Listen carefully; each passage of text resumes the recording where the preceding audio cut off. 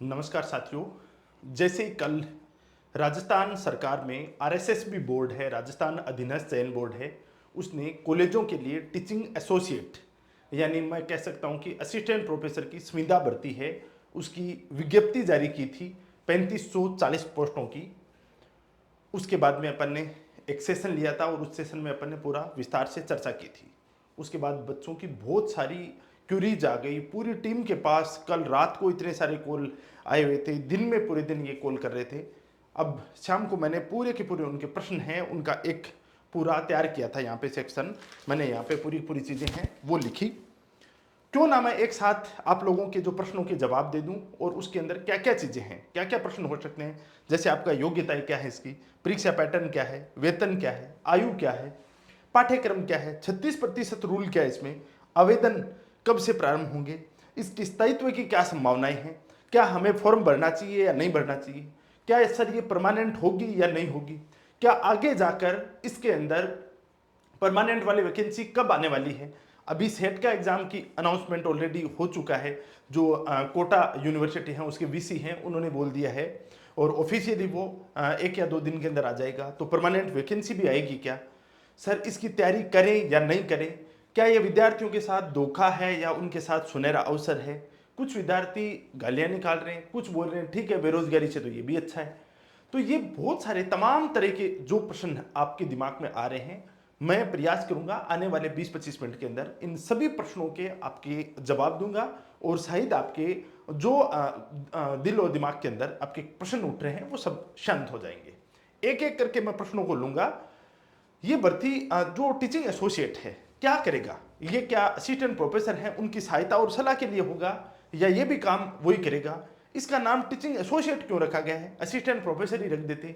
ये राजशेष कॉलेज कौन सी होती हैं, ये सोसाइटी एक्ट के तहत इनकी नियुक्ति कैसे होगी, क्या इसमें साक्षात्कार होगा या नहीं, अदर स्टेट वालों के लिए क्या संभावनाएं हैं, क्या आप पीजी फाइनल ईयर के साथ दे सकते हो। बहुत सारे प्रश्न हैं, इन सभी प्रश्नों को मैं एक एक करके ले रहा हूं और आप सब लोगों के इसका जवाब मिल जाएगा।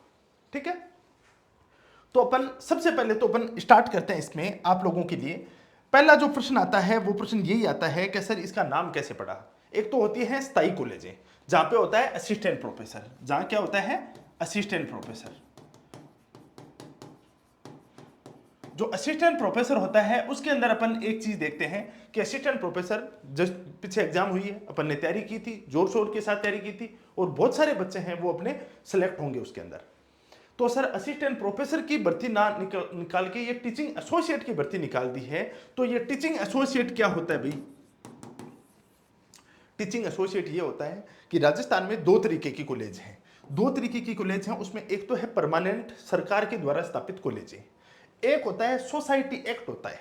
सोसाइटी एक्ट होता है उसके साथ एक उसके तहत एक सोसाइटी बनाई जाती है और उस सोसाइटी के तहत कॉलेजों की स्थापना की जाती है।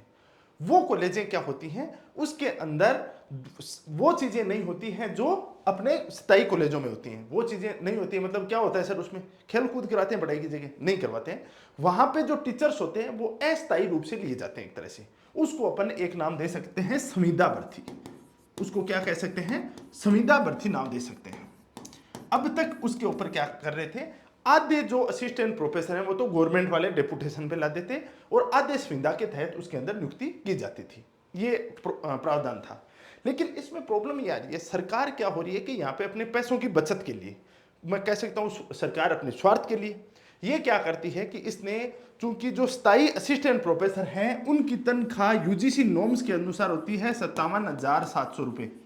कितनी होती है, 57,700 रुपये उनकी तनख्वाह होती है। इसके ऊपर डीए भी होता है, उनका महंगाई भत्ता भी होता है, इसके साथ में इनका जो आपको हाउस रेंट वगैरह होता है वो भी होता है। तो लगभग 1 लाख के आसपास इनकी तनख्वाह चली जाती है। सरकार चाहती है यार 1 लाख रुपए तनख्वाह दें, इससे अच्छा है हम सस्ते टीचर ले आए। तो सस्ते टीचर कहाँ से लेके हैं, संविदा भर्ती करवाते हैं। संविदा भर्ती है वो असिस्टेंट प्रोफेसर संविदा भर्ती लिख दें तो कल ने यही जाके और कोर्ट में चले जाएंगे कि हम ही असिस्टेंट प्रोफेसर और ये भी असिस्टेंट प्रोफेसर, हमारी तनख्वाह अलग अलग कैसे हो सकती है। तो इन्होंने इसका नाम क्या दे दिया, टीचर एसोसिएट। ठीक है, टीचिंग एसोसिएट नाम दे दिया। तो अब ये जाके ये नहीं कह सकते कि हम तो इक्वल हैं, को नहीं, आपका नाम अलग रखा हुआ है इसमें। और इनकी तनख्वाह कितनी कर दी, इनकी कर दी 28,850 रुपये। ये तनख्वाह पर मंथ कर दी इनकी।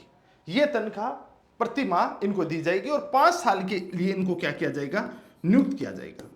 5 साल के नियुक्त किया जाएगा। उसके बाद में इसको 3-3 साल करके आगे कितना ही बढ़ाया जा सकता है। तो क्या सर ये परमानेंट होगी या नहीं होगी, इस पे भी अपन चर्चा करेंगे, एक एक चीज है उसके ऊपर। ये तो इसका मूल कारण है कि किस प्रकार से ये संविदा भर्ती क्या है और स्थायी असिस्टेंट प्रोफेसर क्या है। अब इसके ऊपर अपन ये चर्चा करने वाले हैं कि क्या इसकी तैयारी करनी चाहिए या नहीं करनी चाहिए अपन को, स्टूडेंट को इसमें अपना समय खराब कर रहे हैं या बाद में ये आपके लिए एक सुनहरा अवसर है।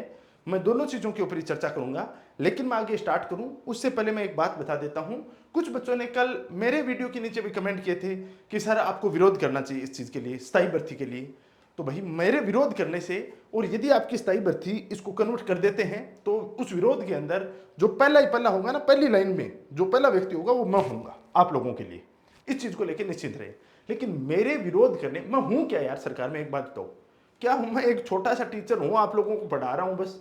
ये चीजें मेरे विरोध करने से कोई फर्क नहीं पड़ता है। उल्टा ये आरोप लगेगा कि ये कोचिंग वाले कोचिंग माफिया नाम लिख देंगे ऊपर, जो दिन रात मेहनत कर रहा है व्यक्ति यहाँ पे, उसके ऊपर नाम लिख दिया जाएगा कोचिंग माफिया, ये बच्चों को भड़का रहे हैं, ऐसा नाम आएगा उसमें।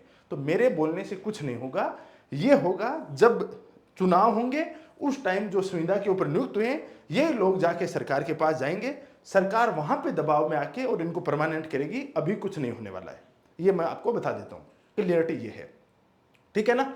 तो ये मुद्दा तो यही। दूसरा, अब ये संविदा भर्ती आई तो कई हाय तौबा करके मारपीट करने की रे क्या होगा, ये रोना धोना है ना वो उनका शुरू हो गया। तो रोने धोने से कुछ नहीं होगा। जो चीज आई है उस चीज को आप अभी, यदि आपके पास कोई जॉब नहीं है तो ये आपके लिए अवसर है। यदि आप ऑलरेडी फर्स्ट ग्रेड लगे हो, सेकंड ग्रेड लगे हो, तो आपके लिए कोई अवसर नहीं है, अपनी नौकरी करो शांति के साथ में, ठीक बात है। अब अपन इसमें एक एक चीज है जो इसमें दे रखा है उनकी करते हैं। सबसे पहले जो बात करते हैं वो करते हैं अपन योग्यता की। सबसे पहले किसकी करते हैं? योग्यता की। इसमें योग्यता के लिए इन्होंने बोला है कि पीजी होना चाहिए आपका, यानी पोस्ट ग्रेजुएशन, प्लस में आपका क्या होना चाहिए, नेट होना चाहिए, या क्या होना चाहिए आपका सेट होना चाहिए, या बाद में क्या होनी चाहिए, पीएचडी होनी चाहिए। ये आपके पास में डिग्री होनी चाहिए। तो सर ये पहले से डिग्री होनी जरूरी है क्या? नहीं, कोई आवश्यकता नहीं है। यदि आप पोस्ट ग्रेजुएशन फाइनल ईयर में हो तो इसका फॉर्म भर सकते हो। यदि आप नेट नहीं कर रखी है तो भी फॉर्म भर सकते हो। ये बात मेरी सुन लेना, फिर बार बार आपके यही कमेंट होंगे सर मेरा नेट नहीं हो रखा है मैं फॉर्म भर दूंगा। भर सकते हो आप। आपका नेट नहीं है तो भी फॉर्म भर सकते हो, सेट नहीं है तो भी फॉर्म भर सकते हो, पीएचडी नहीं है तो भी फॉर्म भर सकते हो, और पीजी नहीं है तो भी फॉर्म भर सकते हो। ये सेम वैसे ही है जिस प्रकार से आप लोकसभा के सदस्य नहीं हो तो भी आप क्या बन सकते हो, प्रधानमंत्री या मंत्री परिषद के सदस्य बन सकते हो। लेकिन 6 महीने में आपको क्या बनना पड़ता है, लोकसभा का सदस्य या राज्यसभा सदस्य बनना पड़ता है। तो यहां पे ये बात बताइए इन्होंने कि ये डिग्री आपके पास नहीं है, कोई सी डिग्री भी, और आप इसके फाइनल ईयर में हो तो आप फॉर्म भर सकते हो, बशर्ते आपके पीछे एक शर्त लगती है। वो शर्त ये है कि जब आपकी एग्जाम हो, जब आपकी क्या हो, एग्जाम हो, तो उस समय आपके पास क्या होनी चाहिए, डिग्री होनी चाहिए, नेट सेट या पीएचडी की, और जो आपकी पोस्ट ग्रेजुएशन फाइनल ईयर की। एग्जाम के टाइम आपके पास डिग्री होनी चाहिए। अभी आपके पास डिग्री नहीं है तो भी आप फॉर्म फिल कर सकते हो। पहली बात ये तो आपकी एजुकेशन क्वालिफिकेशन, मेरे हिसाब से इसमें किसी को कोई डाउट नहीं होगा और ये एकदम से क्लियर है।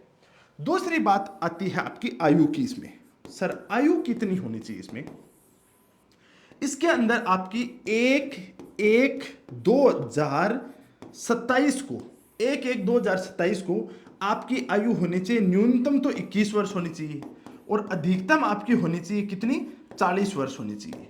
न्यूनतम 21 वर्ष और अधिकतम 40 वर्ष। इसके अंदर जो 40 वर्ष अधिकतम है, इसके अंदर इन्होंने एससी, इन्होंने एसटी, इन्होंने ओबीसी, इन्होंने एमबीसी, इन्होंने ईडब्ल्यूएस, इन्होंने महिला, जितने भी कैटेगरी हैं उन सबको क्या दे रखा है, कंसेशन दे रखा है अलग अलग। किसी को 5 वर्ष का, किसी को 10 वर्ष का, किसी को लाइफ टाइम, इनको अलग अलग छूट दे रखी है। वो छूट आपको यहाँ पे मिल जाएगी। ये यहाँ पे आयु संबंधी आपकी योग्यताएं हैं वो होनी चाहिए। तो पहले बात तो ये दोनों चीजें मेरे हिसाब से आप लोगों की एकदम से क्लियर हो गई होगी। फिर अपना नेक्स्ट आता है परीक्षा पैटर्न। परीक्षा पैटर्न है वो क्या रहने वाला है, एग्जाम पैटर्न।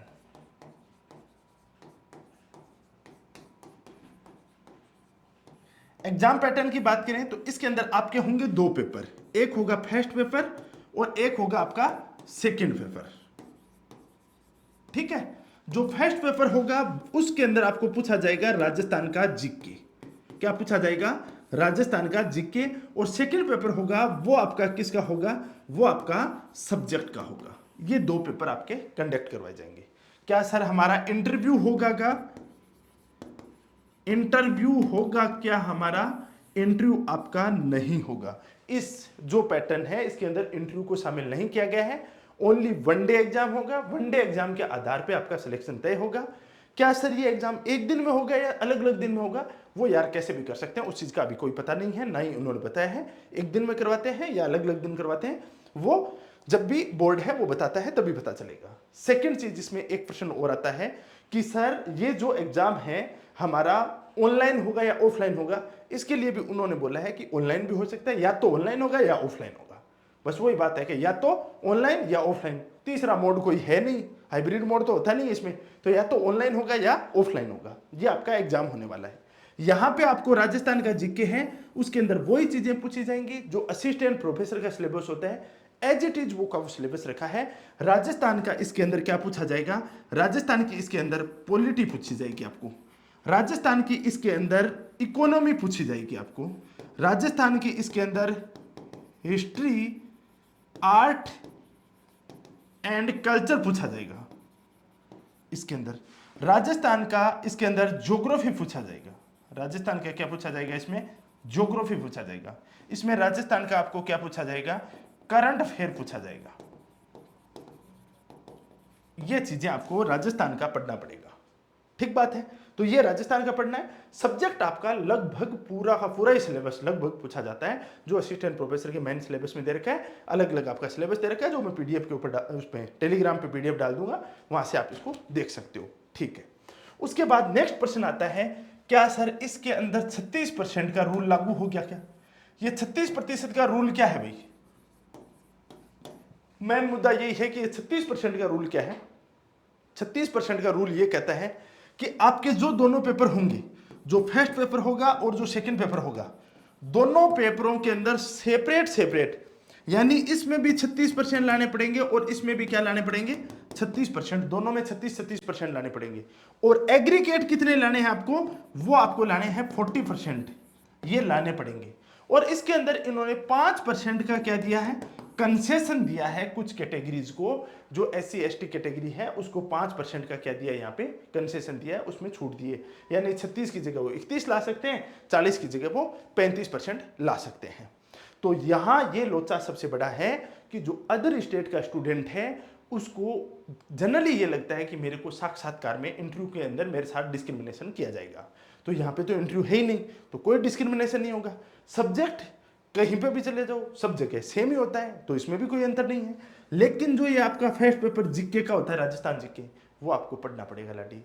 राजस्थान वालों का भी कोई जीके है वो कोई बहुत धुरंधर नहीं है, और अदर स्टेट वाले बहुत मरे हुए नहीं हैं। जो पढ़ेगा वो आगे बढ़ेगा, सिंपल सी बात है। तो आप यदि अब भी पढ़ते हो तो 3-3.5 महीने के अंदर आराम से बढ़िया तरीके से तैयार कर सकते हो। मैंने ऐसे ऐसे स्टूडेंट मेरे देखे हैं जो जब मेरे पास आए थे, जब जीके में कुछ नहीं आ रहा था, उनको कुछ का मतलब कुछ ही नहीं आ रहा था, 10% भी नहीं बन रहे थे, और आज वो 60-60, 70-70% बनाए हुए बहुत ही टॉप स्कोर के साथ बैठे हैं और अब की बार असिस्टेंट प्रोफेसर बनकर यहाँ से निकलेंगे। ये बात मैंने मेरी आंखों के सामने देखी है, मैंने एक्सपेरिमेंट किया है, बहुत बेहतर तरीके से किया है। पिछली 3 भर्तियों के अंदर असिस्टेंट की जो भर्तियां हैं उसके अंदर जो मेहनत करने वाले स्टूडेंट हैं उनको मैं भरपूर आगे बढ़ते हुए देखा है, सेलेक्ट होते हुए देखा है।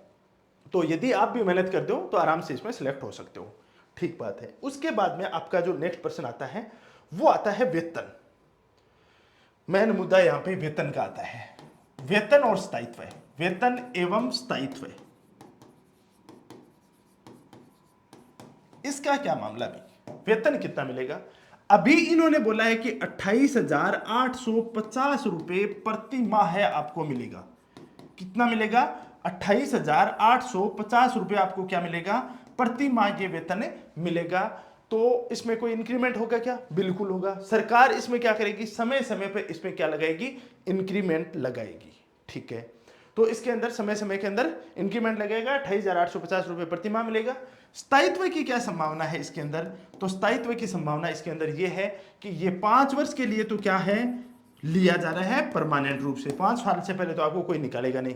5 साल बाद में आपकी कार्यशैली देखकर आगे 3 वर्ष के लिए क्या कर सकते हैं, बढ़ा सकते हैं। 3 वर्ष के लिए बढ़ाने के बाद में पुनः इसको 3 वर्ष के लिए बढ़ा सकते हैं, उसके बाद पुनः इसको 3 वर्ष के लिए बढ़ा सकते हैं, और ऐसे 3-3 साल करके आपको 60 वर्ष, जब तक आपकी 60 वर्ष की आयु नहीं हो जाती है तब तक आपको यहाँ पे इसके अंदर रख सकते हैं। लेकिन एक बात मैं आज लिख के दे रहा हूं, ये मेरा रिकॉर्ड कर लेना स्टेटमेंट, ये 5 साल से पहले पहले, आने वाले 5 साल से पहले पहले इनको परमानेंट बनाया जाएगा, इनको परमानेंट में कन्वर्ट किया जाएगा। ये आज तक का इतिहास उठा के देख लेना, चाहे राजस्थान का, चाहे हरियाणा का, चाहे यूपी का, चाहे एमपी का, चाहे गुजरात का, किसी भी स्टेट का उठा के देख लेना। सरकारें बदलती रहती हैं, चुनाव आता है, ये आंदोलन करते हैं। अब देखो संघर्ष तो करना ही पड़ेगा, ऐसे घर बैठे आप सोचो कि गंगा आ जाए, वो तो आने वाली है नहीं।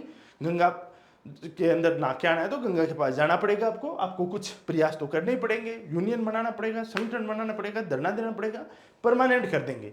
लेकिन अब के ज़माने में जो ये छोटी छोटी वैकेंसियाँ निकाल रहे हैं, उसके अंदर यदि इतनी बड़ी वैकेंसी के अंदर आपका सिलेक्शन होता है, ये कोई आसान नहीं होने वाला है, इसमें गंभीर कॉम्पिटिशन देखने को मिलेगा। क्या मानते हो यार आप, 4th ग्रेड का पेपर हुआ था राजस्थान के अंदर, 4th ग्रेड एक चपरासी का पेपर हुआ था और उसके अंदर 20 लाख फॉर्म भरे गए थे, उसमें पीएचडी और बीटेक किए हुए बच्चों ने पेपर दिया, उसके अंदर चकरा गया, लोगों का दिमाग चकरा गया वहां पे सरकार का कि पीएचडी किया हुआ यदि 4th ग्रेड में जाएगा तो ये तो हमारा दुर्भाग्य है, ये हम सही जगह उनको पहुंचा नहीं पा रहे। लेकिन है स्थिति, बेरोजगारी, ये समाज का जो सार्वभौमिक सत्य है।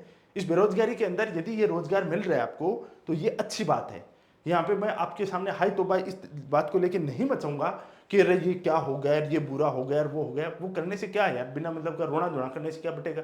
जो चीज़ है उसको प्राप्त करो, आपके सामने ये ऑप्शन है, अवसर है, आप इसके लिए योग्य हो तो आप दो पेपर।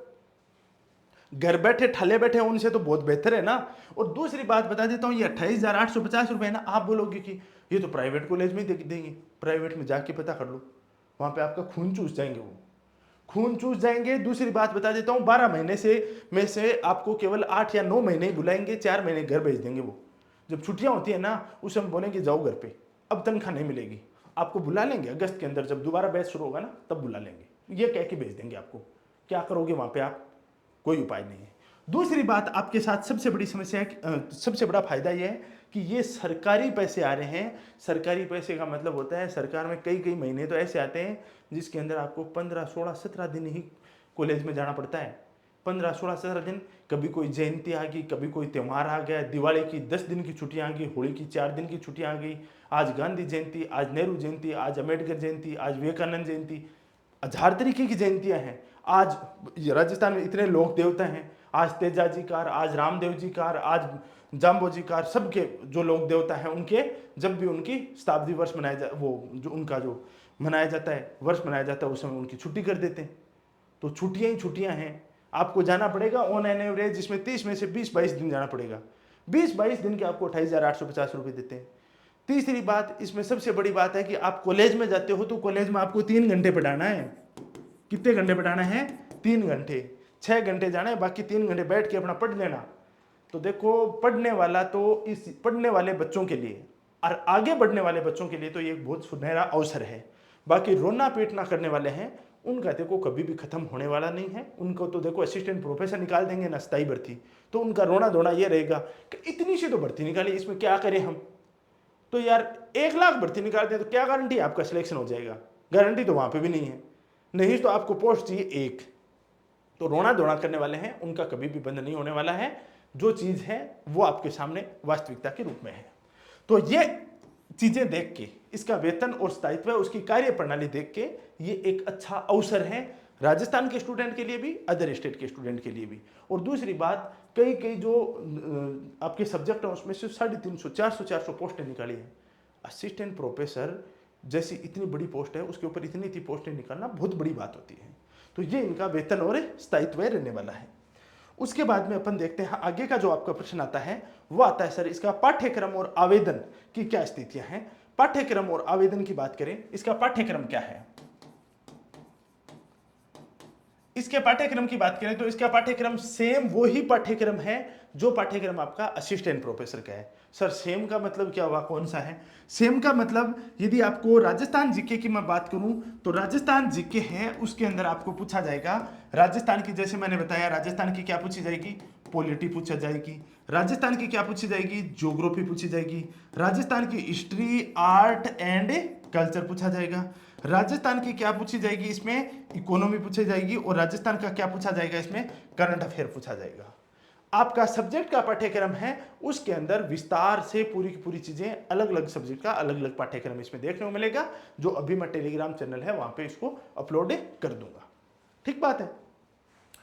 पाठ्यक्रम के बाद में अपन देखते हैं, एक आप लोगों का प्रश्न आ रहा है कि सर जो लोग जॉब में हैं, ऑलरेडी जॉब में हैं वर्तमान में, क्या उनको इसका फॉर्म फिल करना चाहिए? क्या नहीं करना चाहिए, बिल्कुल नहीं करना चाहिए।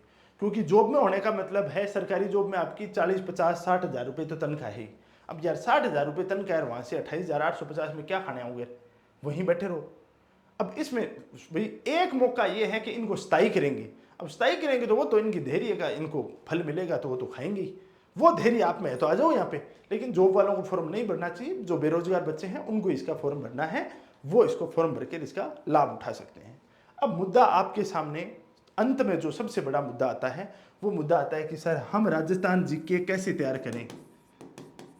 हम हैं अदर स्टेट से, हम हैं साइंस से, हम हैं कॉमर्स से, हम हैं हिंदी साहित्य से, हम हैं संस्कृत से, हम हैं इंग्लिश लिटरेचर से, और हम ड्राइंग, पेंटिंग, ऐसे बहुत सारे सब्जेक्ट हैं कि सर इन सब्जेक्ट वालों का जीके राजस्थान बहुत ही वीक है।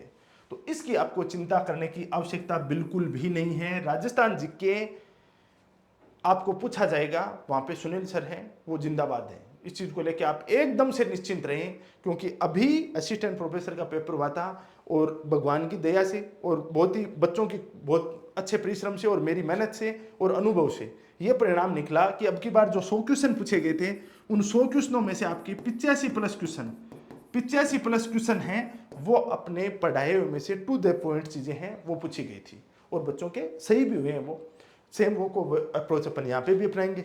राजस्थान जीके के अंदर अपन अभी आपका 10 तारीख से, राजस्थान जीके के बारे में बता देता हूं मैं, अभी जो 10 तारीख है ये आगाज बैच है वो पेपर फेस्ट का, राजस्थान जीके का नया ऑनलाइन प्लस ऑफलाइन दोनों शुरू कर रहे हैं। इसमें क्या कर रहे हैं अपन, ऑनलाइन और ऑफलाइन दोनों शुरू कर रहे हैं।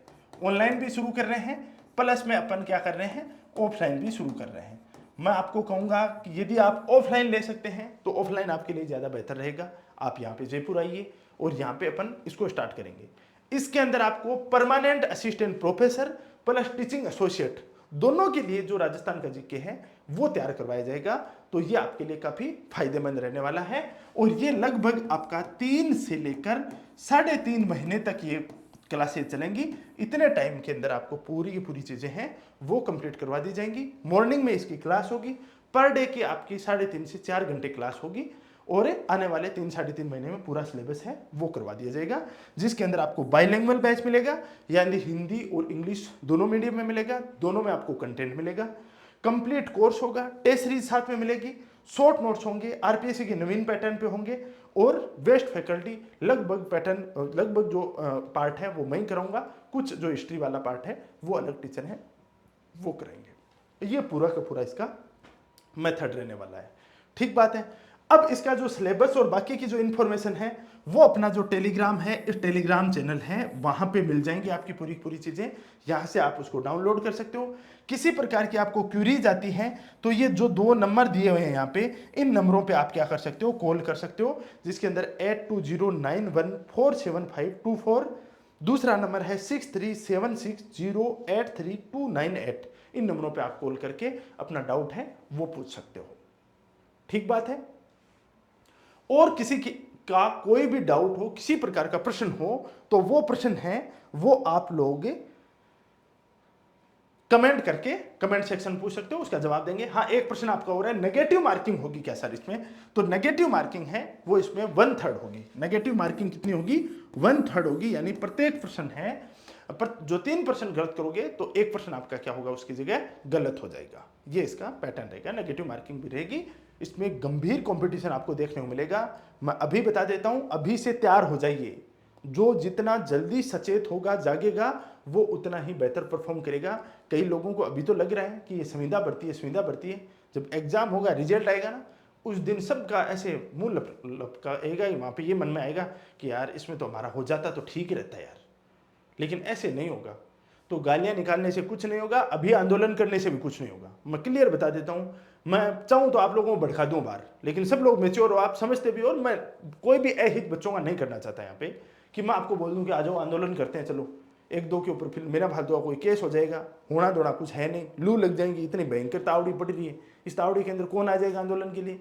तो बगैर मतलब के ये भड़काऊपन करना, और मेरे को कोई राजनेता नहीं बनना है आपको यहाँ पे इकट्ठा करके, और आपसे कोई वाई वाई नहीं लुटानी है। आप में से कुछ कमेंट तो करेंगे कि सर आप तो अपना कोर्स बेच रहे हो। आप में से ऐसे महानुभाव भी आ जाएंगे कि कोर्स बेच रहे हो। तो मैं कोर्स बेचने की एक बात बता देता हूं, पिछले 3 साल के अंदर मैंने 2000 घंटे यूट्यूब के ऊपर फ्री पढ़ाया, जाके देख लो मेरी क्लासें, 2000 घंटे फ्री पढ़ाया। एप्लीकेशन के ऊपर मैंने 3000 घंटे पढ़ाया है, विभिन्न एग्जाम को, first grade, second grade, third grade, इन सब एग्जाम को, और assistant professor, EO, RO, RS, इन सबको। तो भाई साहब मेहनत करनी पड़ती है, सुबह से शाम तक। हर व्यक्ति के अपने अपने शौक होते हैं, हमने हमारे सब शौक त्यागे हैं, और हम बच्चों की पढ़ाई के ऊपर पूरा फोकस किया है। तो इसलिए ये कोर्स लेके आते हैं, इनकी बहुत मिनिमम सी फीस रखते हैं, वो फीस हमारी मेहनत की लेते हैं। हम यहाँ आके कोई 2 नंबर का धंधा तो कर नहीं रहे हैं, कोई यहाँ पे दारू बेच के तो आपसे पैसे ले नहीं रहे हैं, या आपसे कोई फ्रॉड करके, चीट करके तो पैसे ले नहीं रहे हैं। सीधा बोलते हैं कि ये चीजें देंगे, और इसमें से कोई चीज नहीं मिलती है तो आप आओ हमारे पास, सर हमें कॉल करके बोलो कि सर ये चीज आपने बोली थी, ये नहीं मिली है। जो चीज आपको बोली जाती है उससे 21 करवाते हैं, और पूछ लो, मैं तो किसी को नहीं कहता, मैं बस केवल इंफॉर्मेशन देके जाता हूं। बहुत सारे पुराने स्टूडेंट, मेरे मैक्सिमम स्टूडेंट हैं, वो एक दूसरे को आपस में बता के भेजते हैं कि यार जीके के लिए वहां सुनील सर के पास चले जाओ, ज्योग्राफी के लिए सूरज सर के पास चले जाओ। फिक्स है अपना, बच्चे आगे से आगे खुद ही बताते हैं, जो हम बोलते हैं उससे 21 करवाते हैं, फोकट के पैसे नहीं लेते हैं, फ्रॉड करके आपसे पैसे नहीं लेते हैं। तो ऐसा कमेंट करने की आपको कहीं पे भी आवश्यकता है नहीं। गालियां सरकार को भी निकालने की आवश्यकता नहीं है। सरकार अभी देखो चुनाव का मौसम नहीं है, तो इन्होंने जो फैसला लिया है उस फैसला ये अडिग रहेंगे ही रहेंगे।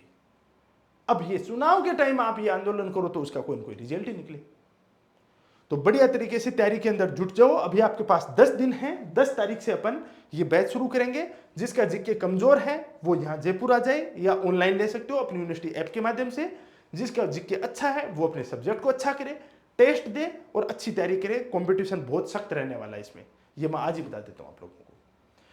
बहुत बहुत धन्यवाद, मिलते हैं अपन और इंपॉर्टेंट सेशन के साथ। Thank you so much.